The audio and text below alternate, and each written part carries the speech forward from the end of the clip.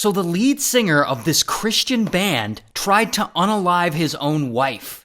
So the singer's name is Tim, and Tim is 32 during this time, living in California, and the dude is super religious. In fact, he's so religious that he's the lead singer of this popular Christian metal band called As I Lay Dying.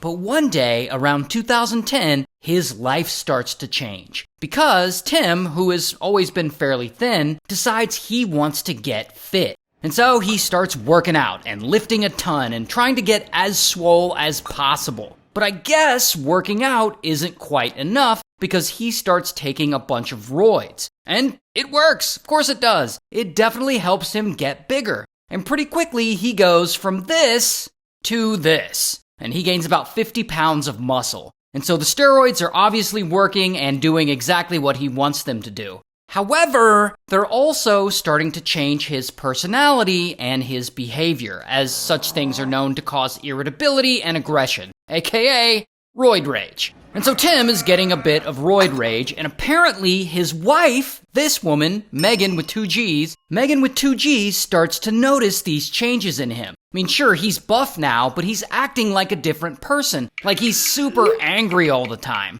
Not only that, but he also spends a lot of time at the gym now. Like, an unhealthy amount of time at the gym. Like, he's obsessed with it. Plus, he's spending, like, thousands of dollars on getting new tattoos and getting new cars, and he's not really keeping his focus where she feels like it needs to be, on their 3 kids that they have. And in addition to the steroids, Tim apparently starts to dabble in other vices associated with rock stardom. Like he's doing much harder drugs like heroin and cocaine. He also is hanging out with a bunch of strippers and smashing with women who are not his wife. So bro is changing a lot. And while Meggan is worried about him, I guess he loves his new life. And the only real problem he has is his wife, Meggan with 2 G's. He's just not really feeling her anymore. So one day, while Tim is on tour with his band, he decides to send Meggan an email telling her that he doesn't love her anymore and that he wants to end the relationship.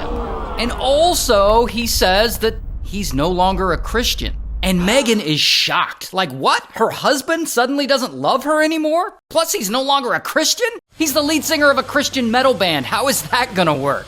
And this change in particular is huge because Tim has always been extremely religious. Like he was literally voted most like Jesus by his classmates back in high school. The dude was like the Ned Flanders of his school and now he's suddenly not? Oh yeah, and just a quick side note, it's not just Tim who's no longer religious. The whole band, As I Lay Dying, stopped believing in any gods.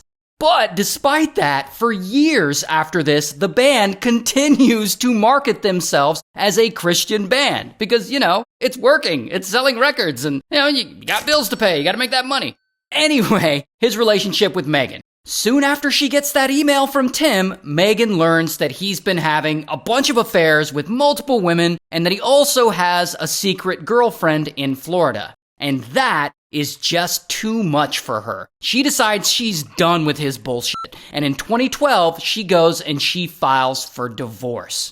But see, Tim is still just angry all the time about everything, and just a roid rage. And as the divorce progresses, he starts getting pissed off about how long this whole process is taking, because, divorces take a while. And he starts to blame Meggan for it, like she's the one being difficult and making it impossible to finalize the divorce. He also blames her for spending all this money on divorce attorneys, and he accuses her of being controlling when it comes to his visitation rights with the kids. So he starts to ask himself, is Meggan deliberately making it hard for me to see my own children? And he becomes convinced that she's trying to keep them from him. And he doesn't want to lose his kids in all this. He'll do anything to protect his relationship with them. And that is when he comes up with an insane plan.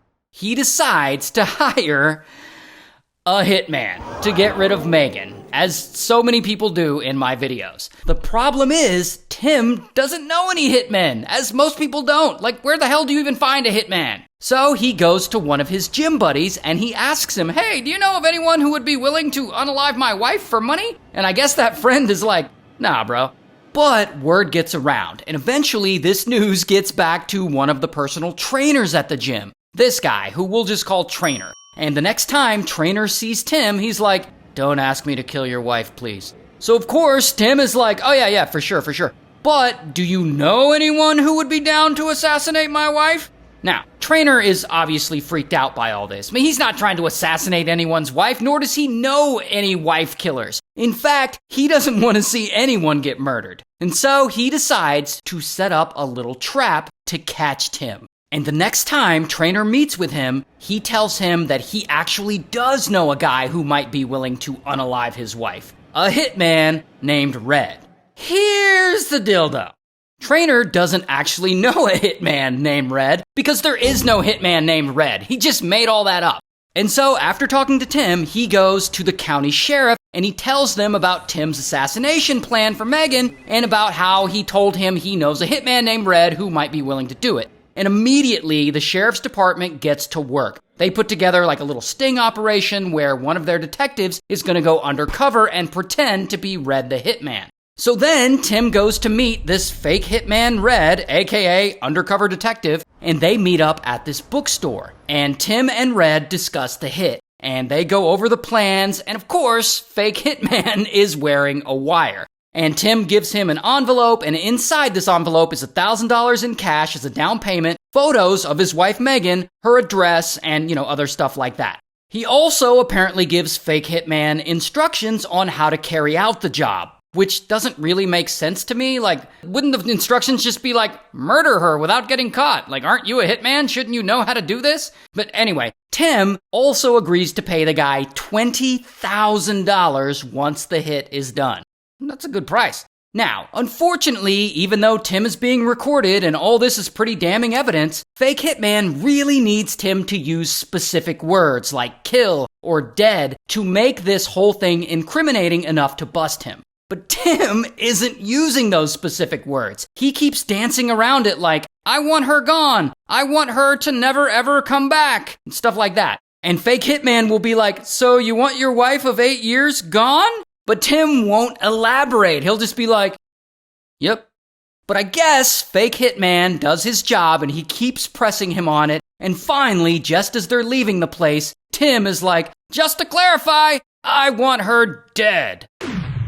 And the second he says dead, that is all the police who are listening need to hear. And so, bam, they arrest him.